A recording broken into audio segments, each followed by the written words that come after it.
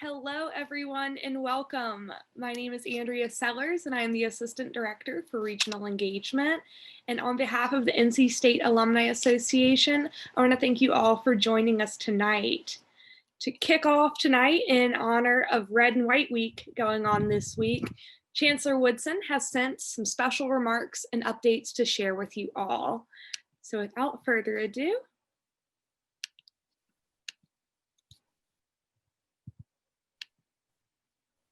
hello, everyone. This is Randy Woodson, Chancellor of NC State. It's been a challenging year for many, including members of the NC State community and the university as a whole. However, our students, faculty, and staff have been hard at work and remained dedicated to the think and do mindset of the university, creating bright spots during these very difficult times. In fact, one bright spot is Money Magazine ranked NC State as the best value for students attending a public university in North Carolina. Overall, we ranked 35th out of nearly 740 public and private colleges across the United States, placing us in the top 5% nationally. According to the survey conducted by Forbes, the market research company Statista, NC State is the 9th best place in the state of North Carolina to work. And we held our Day of Giving. Stronger as a Pack was our theme, and we held it to support members of our community who need our help the most. The event was focused on bolstering scholarships, the Student Emergency Fund, and related initiatives, including diversity and inclusion efforts, as well as the overall enhancement of our funds. At the close of the day, the real-time numbers reflected 8,230 gifts, totaling $23 million, an increase of nearly $10 million from 2019's Day of Giving.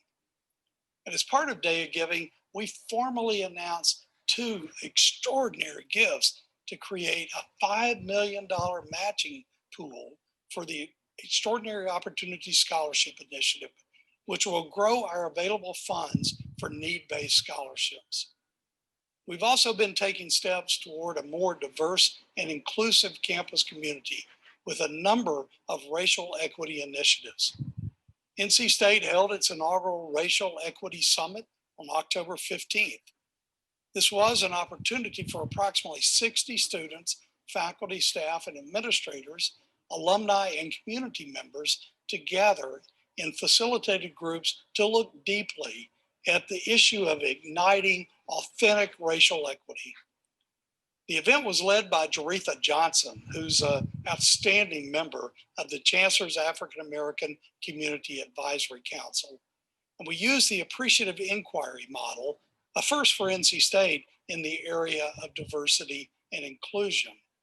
This model, rather than focusing on barriers to success, although we acknowledge that those exist and exist disproportionately for many, this unique approach shifted our conversation to identifying pathways to becoming an institution where all members can thrive in all aspects of their identity. As an outcome of the summit, we have a guiding coalition and a steering team who have already enthusiastically met to discuss next steps, and they continue to work collaboratively to develop action items as a result of this single event. The initial feedback has been very enlightening and encouraging, and we're seeing evidence of positive outcomes already. About 90% of our participants who filled out an evaluation said that they would be interested in participating in future equity-related events. So you'll definitely be seeing more from us on this topic. And we look forward to having a summary of the summit itself, as well as other corresponding action plans available later this semester. And I encourage everyone to take a look at what's going on at NC State related to diversity and equity on our diversity website. One thing that I'm truly excited about is that NC State has been named as a charter member of the Sea Change Initiative. This is an effort by the American Association for the Advancement of Science to support higher education institutions like NC State in transforming ourselves into diverse, equitable, and inclusive spaces with particular emphasis on STEM departments. This initiative fosters collaboration and also emphasizes assessment and accountability. And I think we'll see some great outcomes. And we're also wrapping up our strategic planning process. And I'm pleased to note that our task force on advancing inclusion and well-being is setting up all of us up with some very impressive goals. So thank you all for your continuing support of NC State. It means the world to us, and for your commitment to helping us improve our university. And with that, go Pack.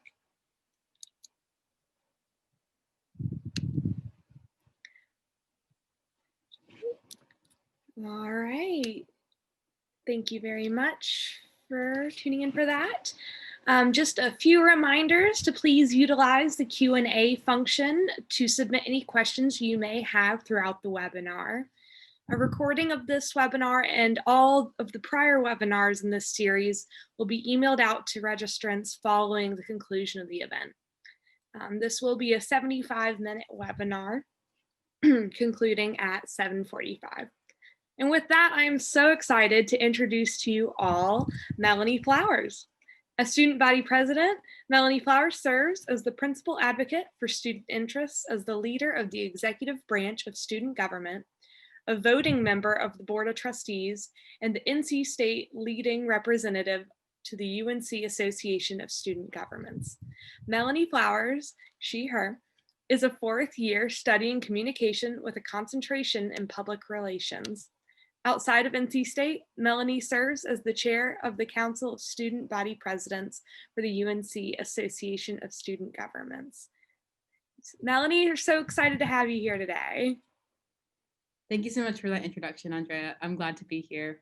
NC State's Dr. Rupert Nacoste teaches a widely popular social psychology course called Interpersonal Relationships and Race. His new book, To Live Woke, uses his experiences from growing up in segregated Louisiana to serving in the US Navy to help us understand that we need to learn to interact with people who are not like us, whether because of race, religion, sexual orientation, or any number of other differences. It's my pleasure to turn it over to Dr. Nacoste. Thank you, Melanie, and good evening, everyone. For this fifth installment of the alumni series on neodiversity, I have given our chapters for tonight, chapters 32 through 38, the theme, Trying to Live Woke in a Neodiverse World. Those of you who have been reading my book know that I dedicated To Live Woke to my father. That dedication reads this way: to my father, Mr. August Ogis Nacoste, a Black man who at the grassroots level worked tirelessly for the voting rights of African Americans, who put himself in harm's way by running for public office in 1966 in the still rigid and violent segregated Deep South Bayou town of Opelousas, Louisiana. With love and hope that I have in my own way continued his legacy of social justice work, I offer this book in the memory of Mr. Ogis, who was my first and only needed model of how to live woke. With that in mind, tonight I'm reading chapter 32 of my book, chapter 32, To Be or Not to Be Woke. In today's America, some people seem to think it is an accomplishment to claim to be woke. Time to ask, what does it really mean to be woke? Looking to the online Urban Dictionary for woke, we find this, quote, although an incorrect tense of awake, a reference to how people should be aware in current affairs, end quote. No doubt, awareness is one thing, but knowing how to act on that awareness is another. I have been thinking about this because I am worried. I see too many people who proclaim themselves woke as a fad. What then does it take to live woke? What should be in the social psychology of a person who is woke? 45 years I have been doing the field work of social justice. At the age of 22, I started doing that work in the United States Navy, an environment filled with danger and dangerous intergroup social interactions that included race riots aboard aircraft carriers. Under Admiral Elmo Zumwalt, to deal with these intergroup problems, the Navy created and implemented an interracial dialogue intervention, understanding personal worth and racial dignity. All sailors, officers, and enlisted were required to participate in a 2.5 day session of racial sensitivity group conversations that were facilitated by trained group facilitators who were enlisted sailors. After my service on board the USS Intrepid in 1973, I was one of those trained by the Department of Defense to facilitate interracial dialogues among sailors that were anything but polite. Trained as a racial awareness facilitator, and then facilitating over 20 sessions, each with 30 or so men, working special human relations duties, was a catalyst for the rest of my life. With my voting rights activist father as my model, I was awake. In 21st century vernacular, I went from just being awake to being woke. My interest in group dynamics, race relations, and social justice was piqued. I sought higher education. I became a social psychologist. Since 1981, I have been teaching, publishing research articles, and writing books on intergroup relations as a social psychologist. To be woke is to be a connector of communities. That was the point of the work of facilitating interracial dialogues in the Navy, to create an environment of positive, respectful, working relationships between sailors from different racial and ethnic demographic groups. As I have lived it, to be woke is not a fad, but a method to live by and help others understand why it is important to live by this interaction principle. Never try to interact with a person as a representative of a group. Intersectional is today's buzzword that has caught on with the newly woke. Intersectional is a concept that is supposed to describe the fact that discrimination has overlapping multi-group links. To talk about racial discrimination alone is to miss the complexity that people who experience discrimination are not just of one group membership. A classic case for insight into intersectionality is that racial discrimination influences Black women at the same time that gender discrimination does.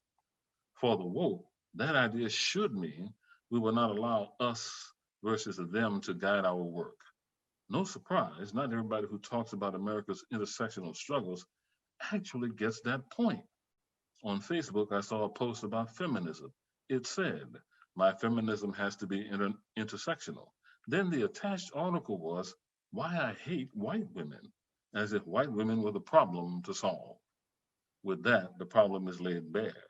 Intersectional becomes an unnatural social psychological wall, a concept that is supposed to describe interconnected struggles for fair treatment is used to push, to activate the us versus them, minimal group effect, automatic categorization of people into groups that activates competition between these groups.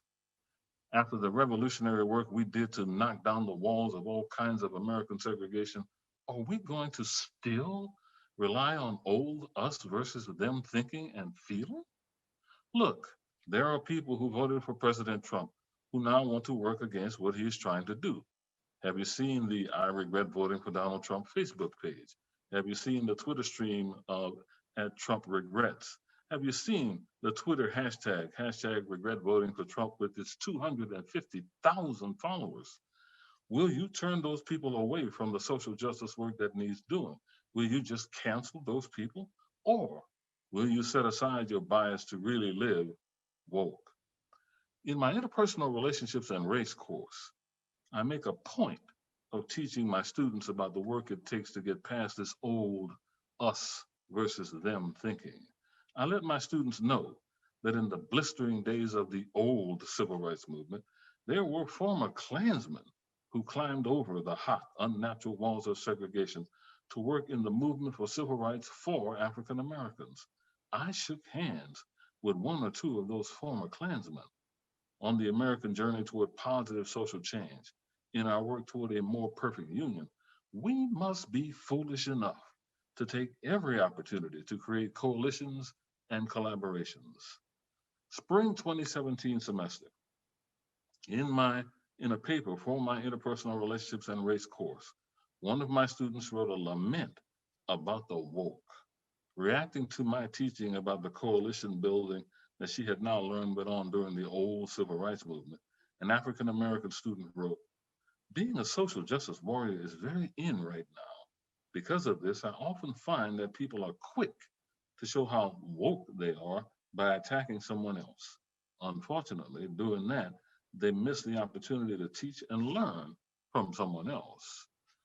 For close to 50 years, with much success, I have done the work of moving all kinds of people into productive dialogue toward positive social change. For me, in my work, to be woke has always been about helping to connect communities at the junction of mutual respect. Today, I will not stand by and let the newcomers to this social justice work, the newly woke, go around ripping up the roots of the coalitions that I know we need to get through these new difficult days. I will not stand by and let the neophyte woke with unfocused zeal use bigotry as a hatchet in what is supposed to be the gardening of social justice for all. From where I stand, proclaiming yourself to be hella woke means you are not woke at all. To be woke is to advocate for justice without putting people down, to hold to a foolish, high standard of respect for everyone's humanity. Name calling people because of the group they happen to be born into is not social justice work. That is just feeding the social injustice of bigotry that the woke should be fighting to dismantle. To those who claim to be woke, I ask, have you educated yourself enough to know, understand, and use in your work the fact that our neodiversity situation is what has brought intersectionality to the forefront of 21st century activist work, 21st century social justice coalition building? Have you educated yourself enough to know that prejudice is not bigotry, is not racism? If you have, then you would be able to address intergroup issues, intergroup problems of today's neodiversity in intersectionality with strategies that do not rely on name calling. To do our work for social justice, we must build coalitions of respect so that we can collaborate. That is what being woke has always meant. That is how we will survive and thrive during this period in America. That is how we will once again save the soul of America. In 1960, Martin Luther King Jr. spoke directly to how difficult is the work for social justice. In a speech to young people, Dr. King said this: "May I say to you as you continue your protest, you will confront moments of difficulty, but let us realize that no great and lasting gain comes in history without suffering and sacrifice. Let nobody stop you. You are doing something that will ultimately save the soul of America." I then say, as you advocate, as you meet to organize and develop new, innovative strategies of action, you must do so respecting everyone's humanity. If that is not your way of being a social justice worker, you are not what you are claiming. If you only care about people using stereotypes of the groups you like, if you do not check yourself from using stereotypes of people who are members of groups you think have it easy, you are contributing to the problems of social injustice.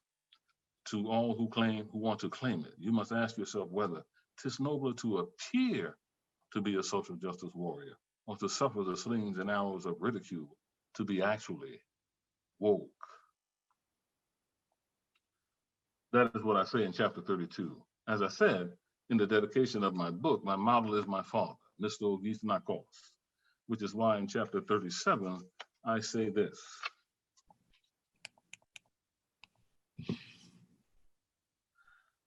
I say again, we are not going to hell in the handbasket.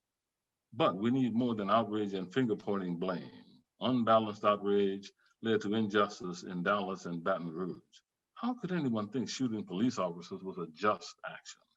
That was not righteous outrage. That was unbridled rage and vindictiveness, hate. Hateful acts are never about and can never bring justice. The targeting and assassination of police officers in Dallas, the ambush, attack of police officers in Baton Rouge show us again that there are no innocent. Without justice, there is no peace, people proclaim. Justice, though, is not of one color.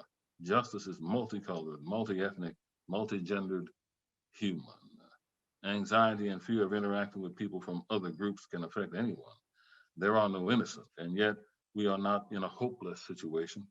We are, however, living in the difficult days that Martin Luther King Jr. prophesied. We've got some difficult days ahead, he said in Memphis on that April 1968 night before he was assassinated.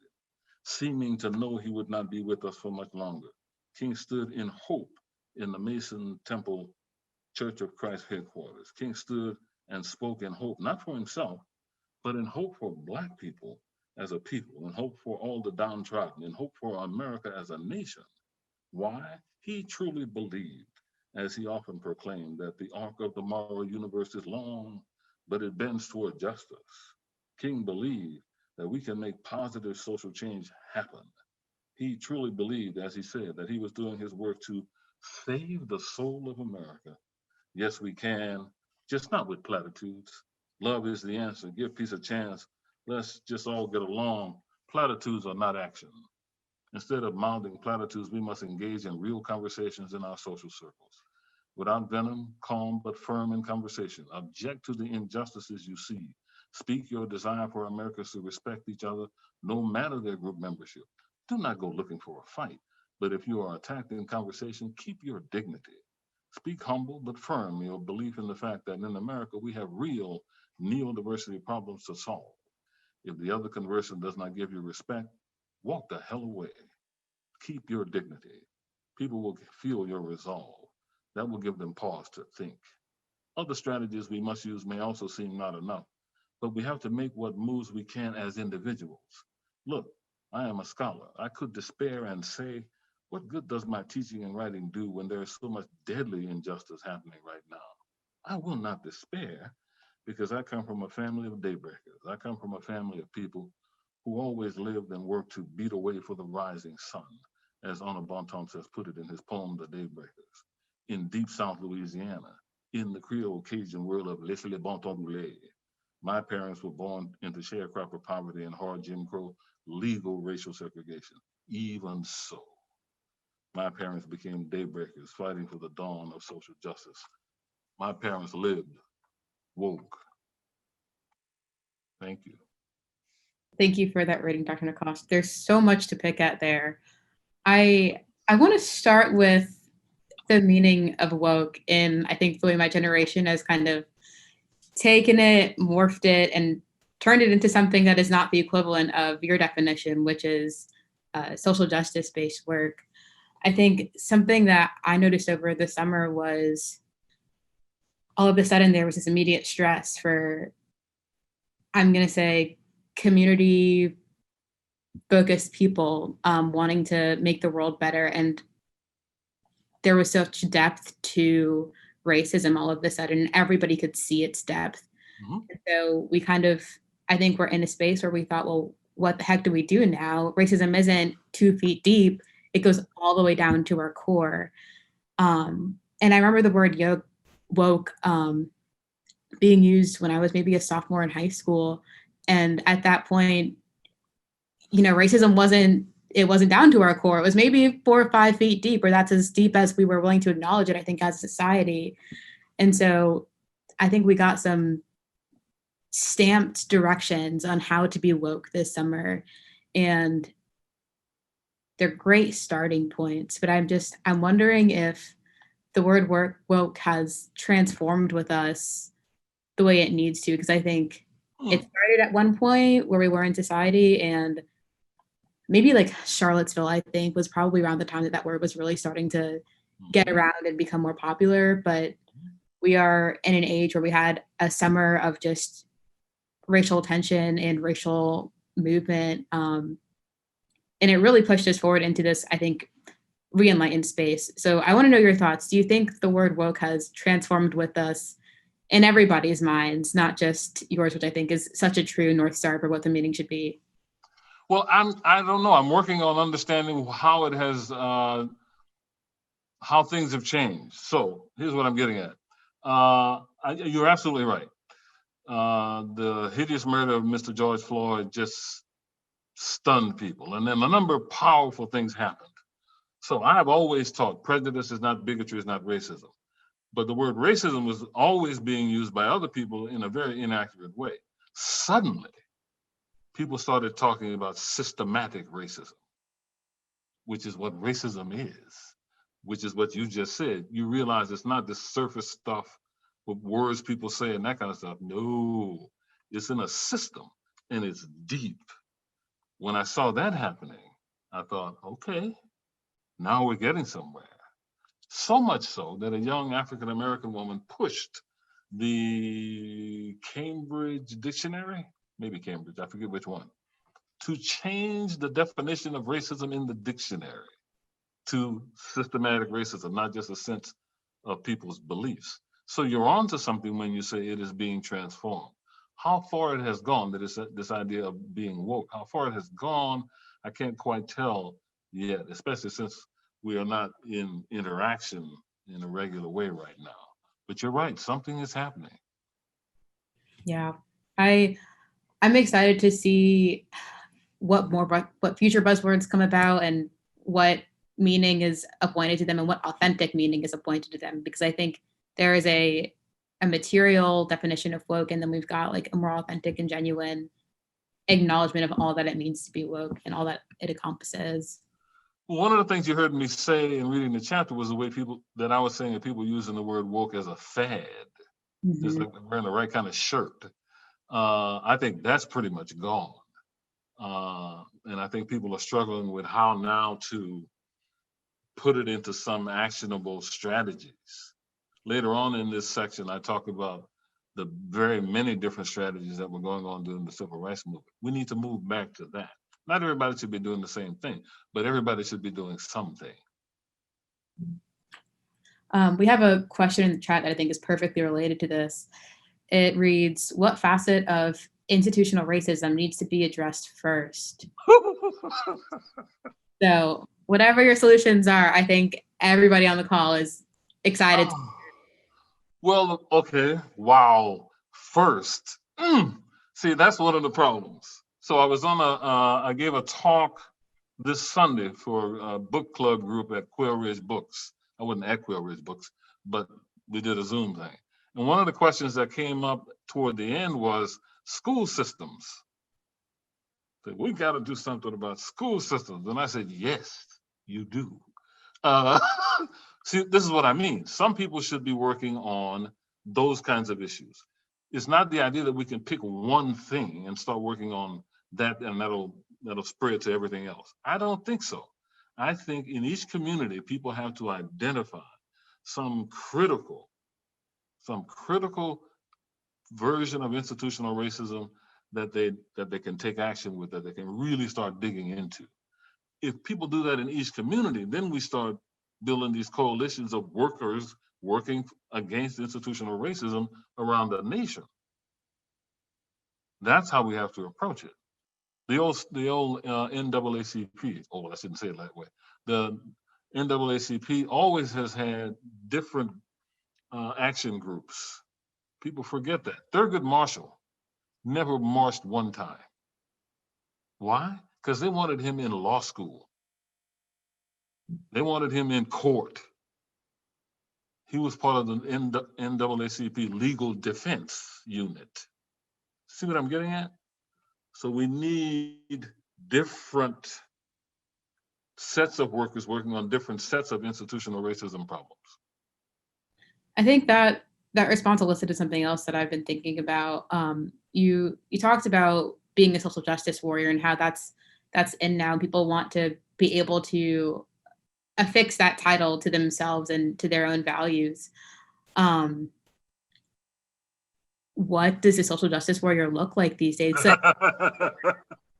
everybody was protesting. I know there were like I was downtown every single night.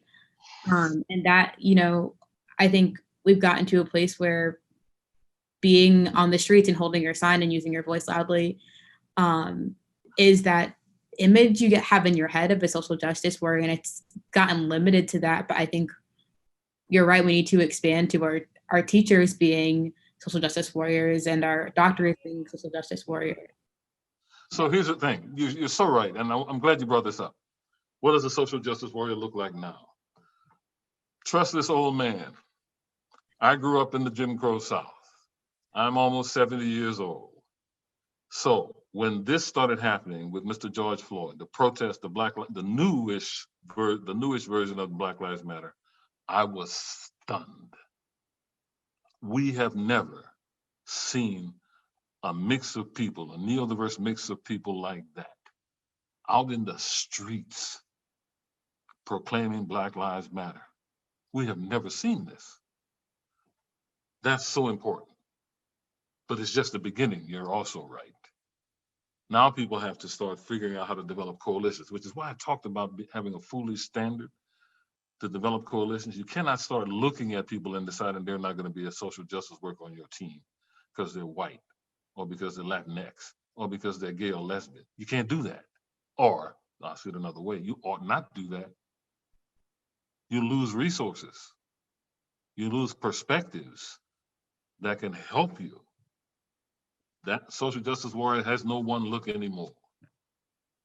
Yeah, I definitely agree. I think the other part of that is for people who, specifically for non-Black people who are wanting to work towards feeling as though they are a social justice warrior, is having the internal conversation with themselves and digging out that ignorance. And earlier in your book, you talk about this hibernating ignorance. And I think all of us have some sort of ignorance that's hibernating in us because we're taught it. You can't avoid the media from birth to death. It's just, it's not possible. So we all have something hibernating in us. And I think that is just a personal step that everybody needs to take. And it's hard because it's also in everybody's blind spot, I think.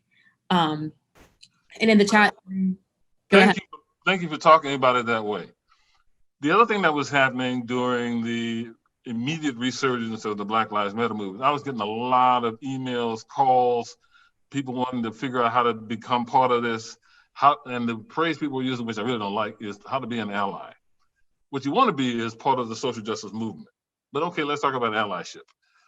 How do you be an ally? And the first thing I tell people that really pushes people back is, I say, well, the first thing you have to do is self-examination. What you just said. And then I say, because you are not all right. As an American, you have been socialized to group membership in a way that means you've got something running around in you that you are not aware of, some hibernating bigotry. And you've got to address that. How are you going to do that? Well, what are you reading? What kinds of, are you watching documentaries? Are you honest with yourself about how you feel when the big giant Black man walks into the space you're in? You know, just calling the police phenomena. Where is that coming from? That's coming from people having hibernating bigotry they have not addressed. And until people start doing that, they can't really become part of the fully part of the social justice work they want to do. So you're absolutely right, Melanie. I think the other thing that sparked in me was people that have hibernating bigotry or ignorance are unable to identify it in others. And so the more blind spots you have, there's that many other people that you are going to be in community with who are also blind.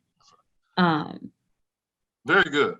And it's one of the things I also have to teach my students and push. We got rid of legal segregation, but we did not get rid of segregation. So neighborhoods are still segregated, Not as much, but yeah, it's still segregated. So some kids come to our campus and they've never had real interactions with people not like them. And suddenly they're at NC State and holy crap. Wow. Yeah. So what people do though is they shelter. They find people like them. And so they never get stretched. They never get challenged. They never put themselves in a situation where somebody who will say to them, oh, I'm not sure you should talk about it like that.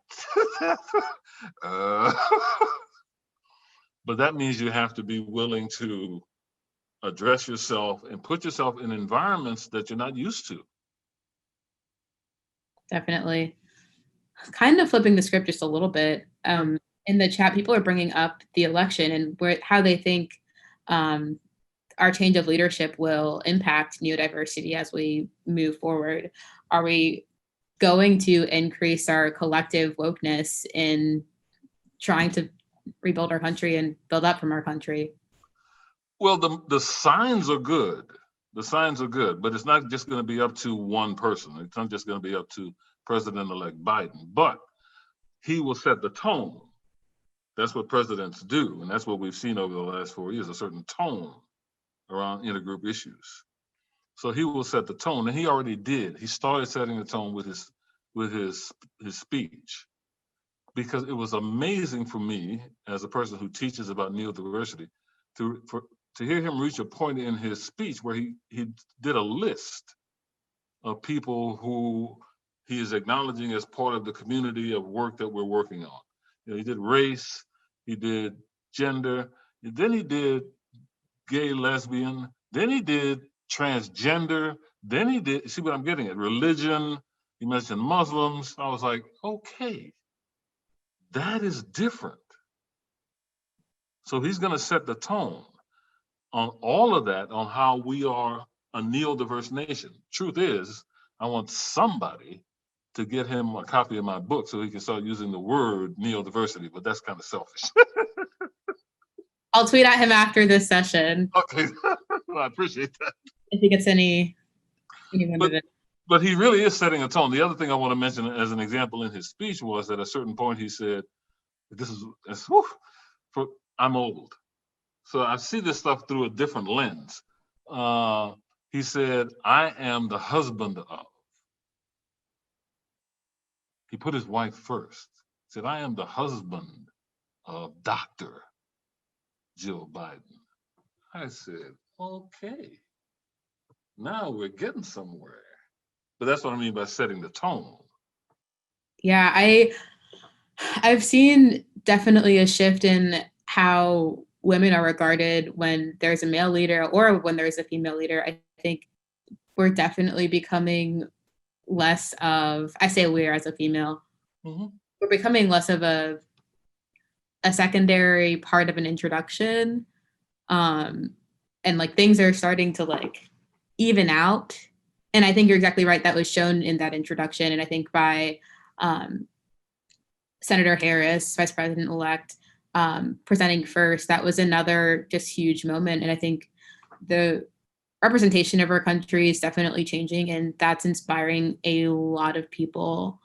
So I'll give my take on the question. I think neurodiversity is going to be improving because we are acknowledging more different kinds of people. We've always had different kinds of people, but they are now getting a chance to be on stage. And I think once they're on stage, we can, as a society, fully realize that different kind of person.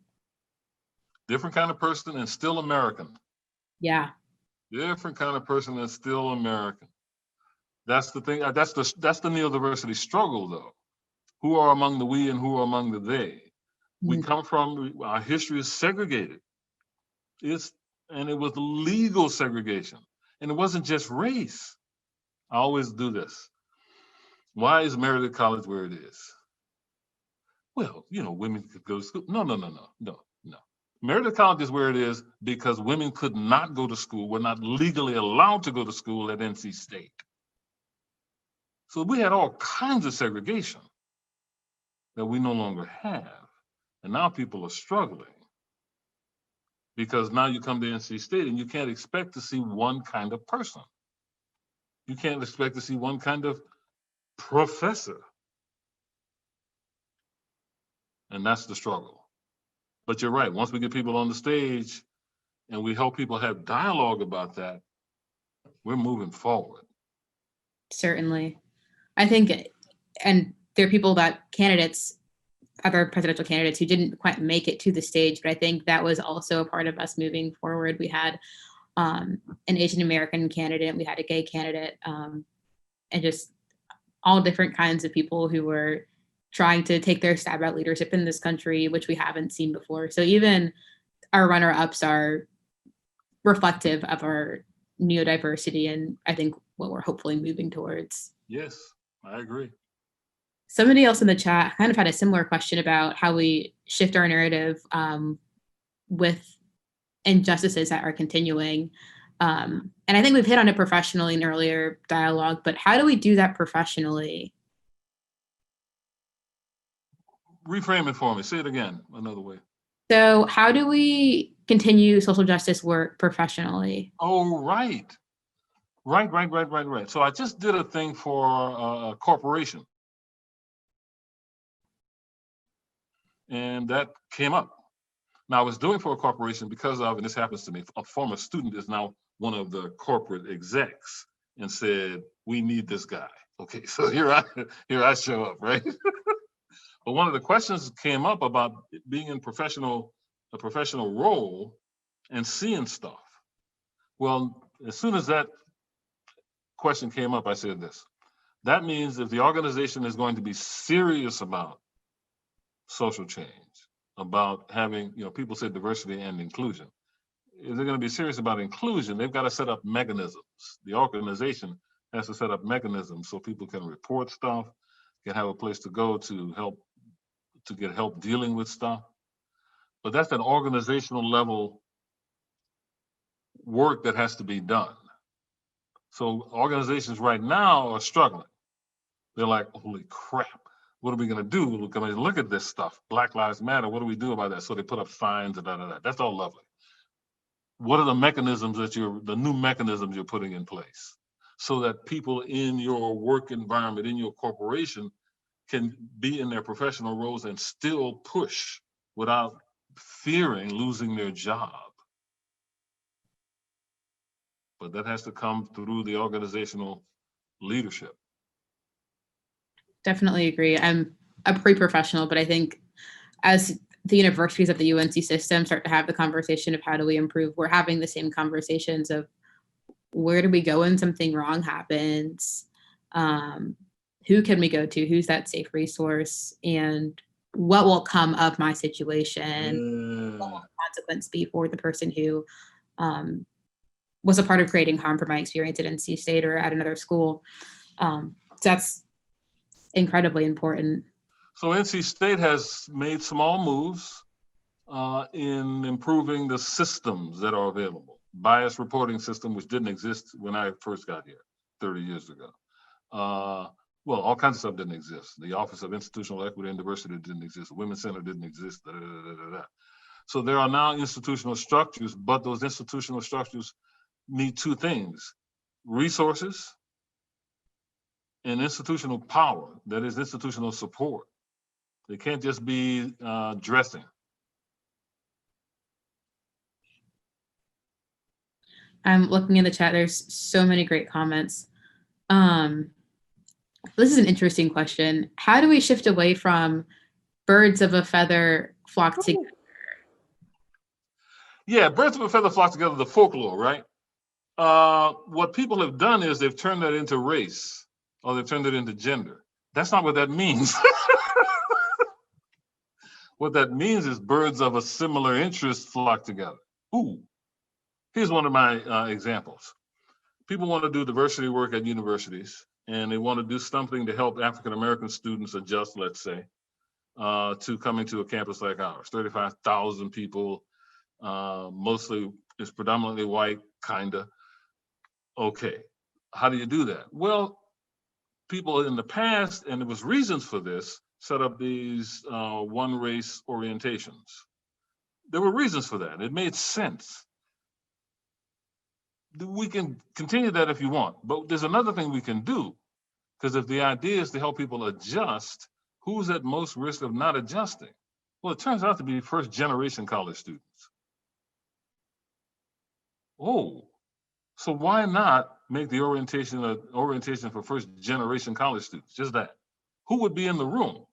Well, that'd be a lot of different folk, wouldn't there? There'd be urban and rural, there'd be Black, white, Latinx, there'd be male, female, transgender in that one group. That's how we start doing stuff differently and not relying on weak folklore that we have misinterpreted. I am actually a first generation college student myself, and so I can definitely speak to the experience of just the impact it has on you to not grow up in a household with parents who have gone through the college experience before. And it wasn't apparent to me like my first year of college, but more in my sophomore and junior year, I noticed I would have friends who would bring up like their parents and like at this point in their college career, they were getting married or they had just gotten this job offer, or they were off moving to this opportunity or that one. And that's where just having those stories, I think, coming into college really do support you in your journey, because you kind of have the footsteps there in front of you. Exactly. And I didn't realize I was missing the footsteps, and I don't think I necessarily feel like that. But there is a realization that like there are stories and experiences that I just haven't heard. That's right. You know, Yeah, that doesn't mean there's anything that, you know, you're academically fine, you're smart, all of that stuff. It doesn't mean anything about that. right. But it does mean something about how you understand how things work. You have to catch up when it comes to that.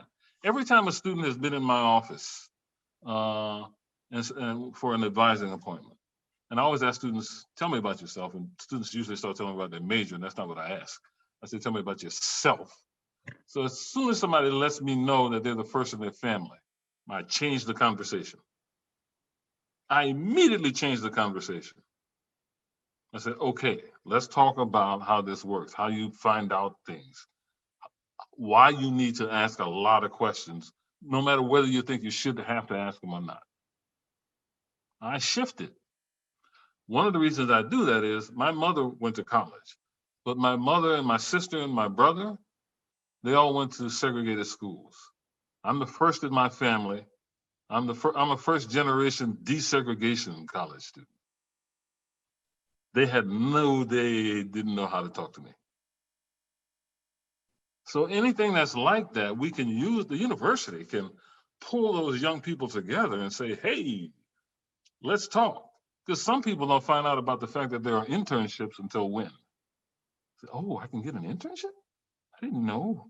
You know, you focus only on passing your grades, but other people are doing other things, and you don't know that.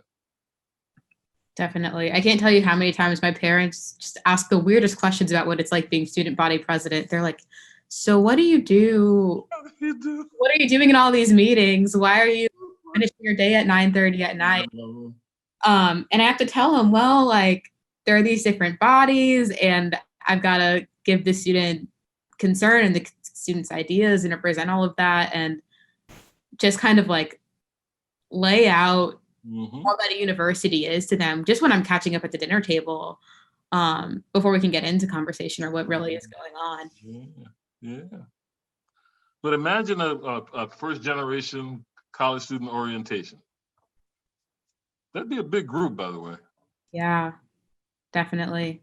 And I think there's really good community too. I have close friends who are also first generation college students, and we're able to kind of just share the same experience. And it's not that we're always talking about what it's like, but when we're together, there is a difference, I think. That's right. For sure. Yeah. There's another question in the chat. It's talking about how NC State can better recruit and attract professors of color, male and female, for the STEM field. And I think we can start there, but broaden it up, because I think NC State and institutions alike face this issue across all. Yeah, it's across all fields. It's across all fields. How do you do it? How do you do it better? How do you do it better? That's the interesting question. It's not just about advertising. It's about developing relationships with other universities. What are our relationships with HBCUs? What are our relationships with people in corporation who might consider teaching, but they've got a PhD, but they went off into the corporation. One of my department heads who just retired was in corporations first, and then came into the university system. So where are we looking? How are we looking? And how are we helping develop people, a mix of people, a neodiversity mix of people, towards these careers, these educational careers? There's work universities can do, but it's unusual work given our past histories. Yeah, I think this was something else that came up over the summer. We were looking at, our surrounding HBCUs. A&T isn't too far, NCCU isn't too far, and predominantly white institutions are never going to be able to provide an HBCU experience for Black students, but they are definitely competition, especially in 2020. There is a sense of community that I think students just don't have to fight for at all. When you're at an HBCU as opposed to a predominantly white institution, or even some minority serving institutions are still facing challenges with keeping their diverse talent with them. Well, that's a pipeline problem. That is, we're not doing enough work to move people into, to keep people into educational pipelines where they end up with the kinds of degrees we need for faculty members. You just need certain kinds of degrees. You have to be interested in research. But we can start helping people early on be interested in research, where you start talking to kids about how you answer the question why. Well, they love that question, but then you start aiming it.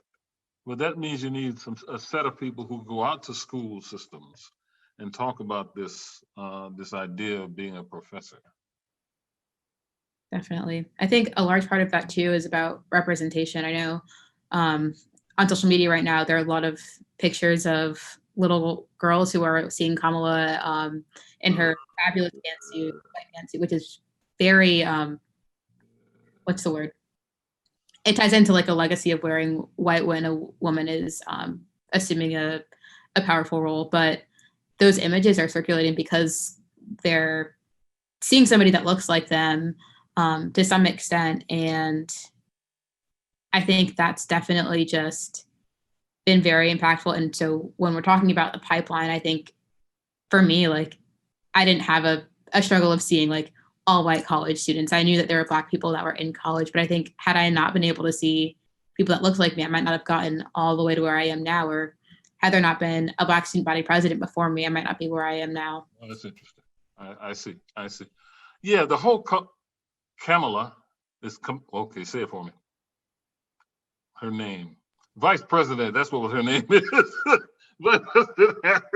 Kamala.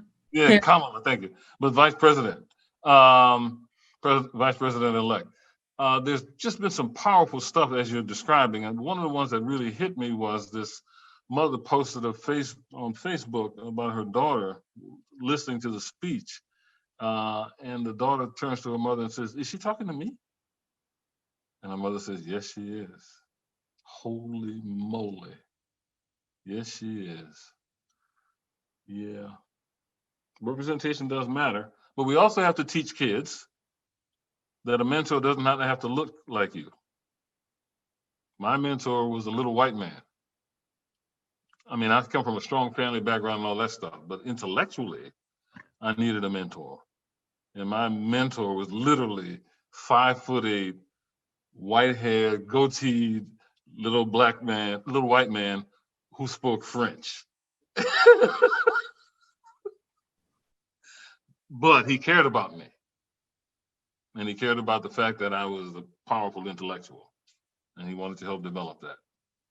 So they don't have to look like you, but we have to teach that too. Right. That's another thing I think I didn't know coming in, how important mentorship is when you're in college. And a lot of students or my colleagues that like had parents who have gone through college either already had a professional mentor because of a connection that they had, or et cetera.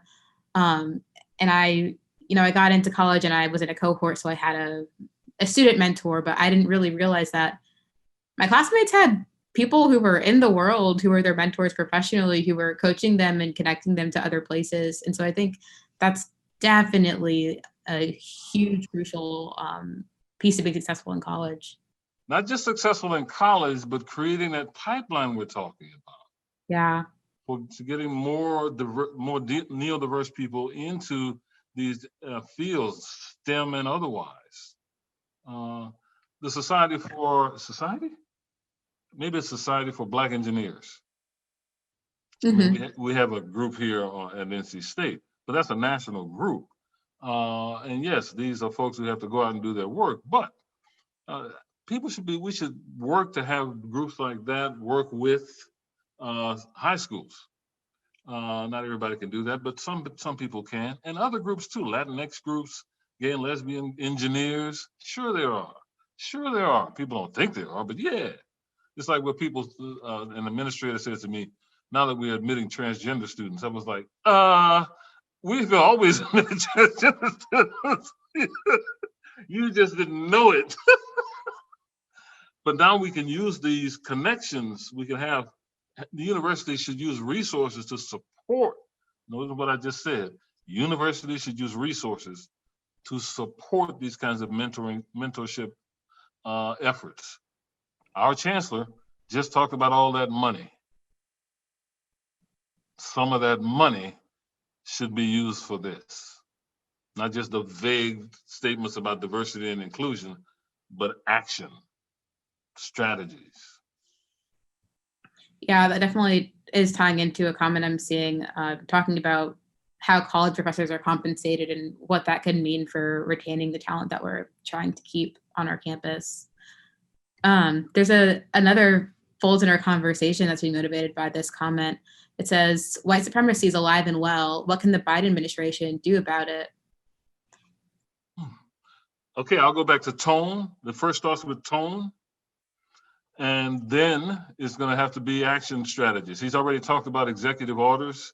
For example, President Trump put out an executive order that prohibited the military from doing any kind of, not any kind, some certain kinds of sensitivity training. Really? I did that. The Navy did that, and it made the Navy better. So one of the things Biden has to do is reverse that executive order. Again, not only just setting the tone, but saying this is who we are and this is how we're going to operate. So there's got to be some concerted efforts from the Biden administration that are concrete, and then that's got to have effects on states, educational institutions. Many people may not know this. When the President Trump executive order about sensitivity training was put out, universities went into a panic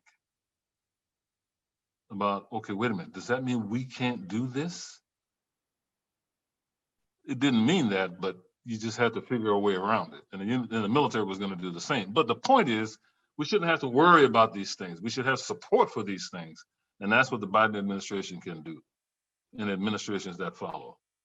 Yeah, I remember when the executive order came out and student government's in the middle of trying to financially support some of the competency training for students, faculty, and staff. And we were kind of like, do we pause right here and wait until we can move forward with the training that truly gets at what we need to get at? Do we fund it, let the money sit there until it's legal again? You know, what do we do with this leadership that's preventing us to, you know, get at this neurodiverse, more enlightened community? Trying to. So here's a funny thing. Most people don't know this. I was trained as a racial awareness facilitator. People didn't know that went on. But what people also don't understand is that the Department of Defense trained me through a unit that still exists at Patrick Air Force Base, the Defense Equal Opportunity Management Institute. Notice what I just said. Defense Equal Opportunity Management Institute. This is a huge operation. You think they stopped? No. That would mean closing the base down. What did they do? Well, they found ways not to use certain words in their training. But we should not have to, Americans should not have to worry about that kind of thing. That's a whole part of setting the tone and then engaging in action that I think the Biden administration can and will do. I think you're certainly right. It's all about tone. And I remember over the summer, all of these corporations started putting out statements trying to reflect the tone that we need. And I remember there are people who were incredibly supportive of this. I was one of them. I think Target was one of the first corporations to put out a statement. And this was after their store in Minnesota was damaged. And they pretty much said, we've got money, we don't care. We're putting our employees at a close spot and we'll rebuild. And they they reflected that Black Lives Matter, and I think that was great. But I've also seen some people of the Black community worried that we're focusing too much on tone and too much on our words and not enough on action. Do you think there is a merit to that? I think there is. I think you have to understand this. What happened with the hideous murder of Mr. George Floyd was so shocking, so stunning, that there was this moment, weeks of absolute panic. I mean, absolute panic. It wasn't about let's figure out a strategy. It was like, holy shit, what are we gonna do? And that's fine. That was fine. What we have to be careful about is how we move from that moment of panic into saying, okay, now let's breathe and let's look around and let's set up something where we can develop something concrete for change. Now that takes time. The moment of panic, I think, was good. It showed that America still had a soul. And that soul is very important. We are not, I keep saying this, we are not a nation of bigots. There is bigotry in America. There is no doubt about that. Trust the big giant black man. Woo! But we are not a nation of bigots. We are not. We struggle with how to manage these rapid social changes that we are going through because our history has put us in this position, a history that could not withstand these changes. So now we struggle. We have miseducated children. We have segregated children from each other. We've got a whole host of problems like that. But we are not a nation of bigots. We are a nation struggling. So the moment of panic was good, but now we have to breathe. Organizations are calling on me, but they need to call on a lot of other people because it's just, I can't do everything. And I'm old. But people need to find people to come in and help them organize themselves, think these things through, and put things in place, systematic things. We've got another question Mm-hmm. about diversity. It's a big one.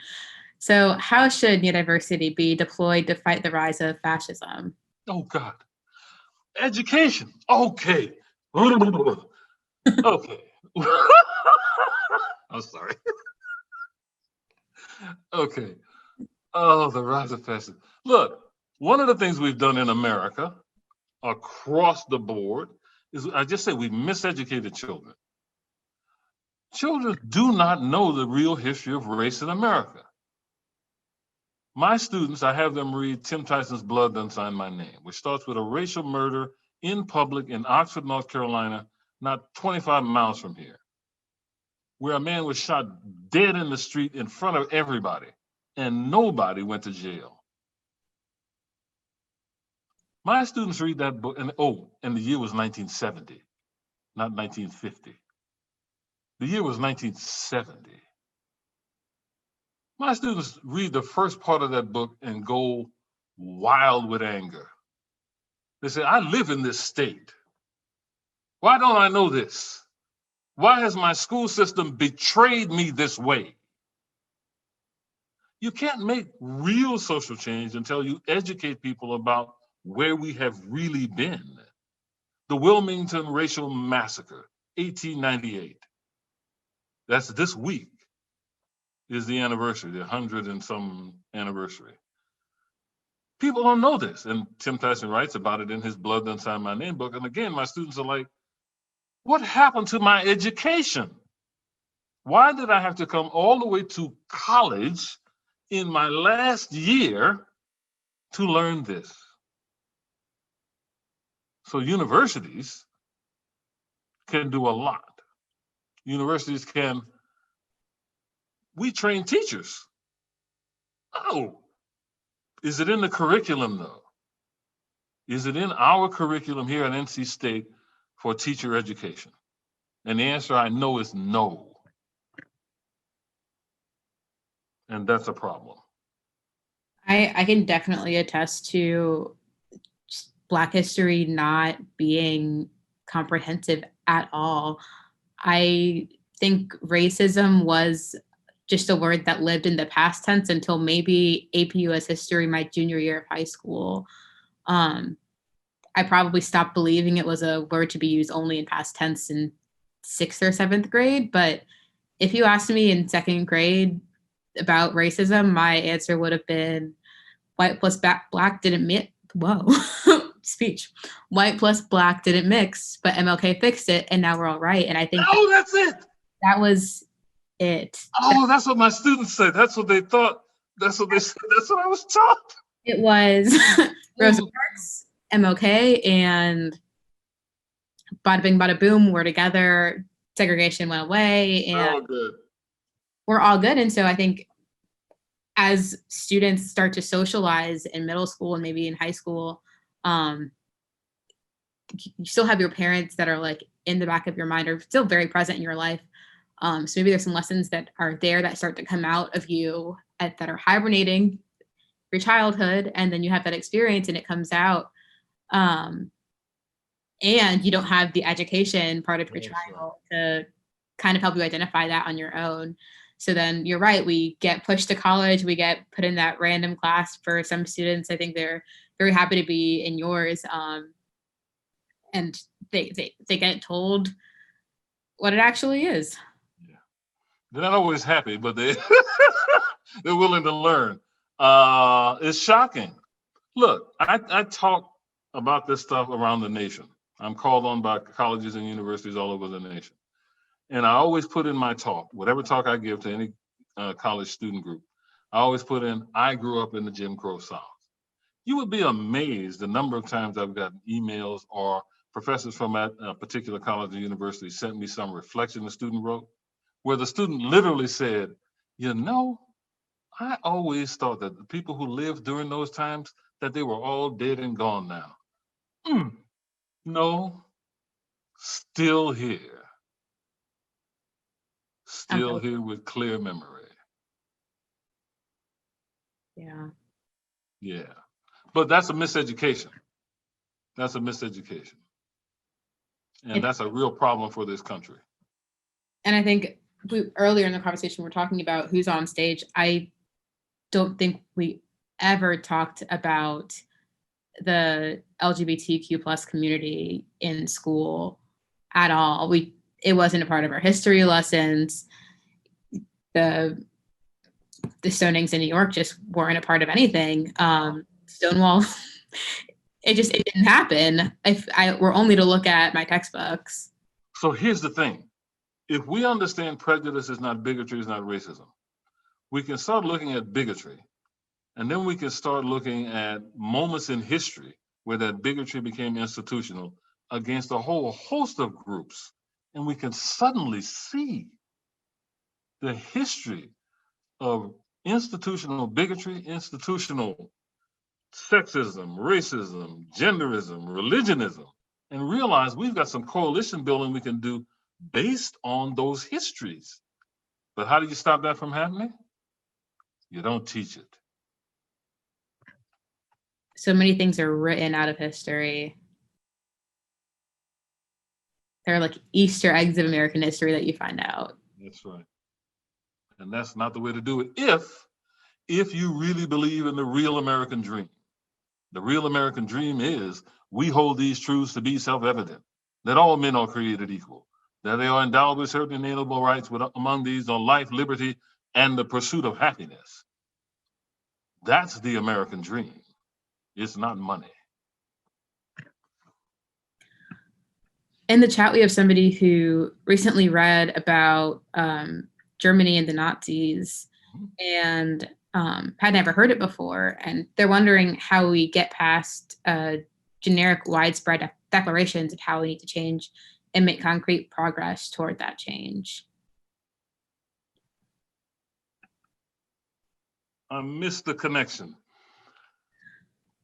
I think I'll rephrase it. I think it's more getting at how do we take concrete steps forward when there are generic instructions, I guess, if that makes sense. So I think it's getting at the authentic path forward versus the material path forward, and how do we know that we're on the authentic path forward? Oh, Well, it's back to what we were just talking about with education.